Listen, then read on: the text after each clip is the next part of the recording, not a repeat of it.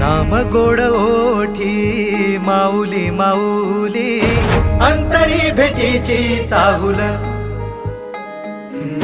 मोकळ आभाळ पंढरीची वाट, चालू लागली पाऊल. नाम गोड ओठी माऊली माऊली, अंतरी भेटीची चाहुल, निघाली पाऊले दर्शनी, ध्यास लागला पंढरी. हो असं या उरात दाटली.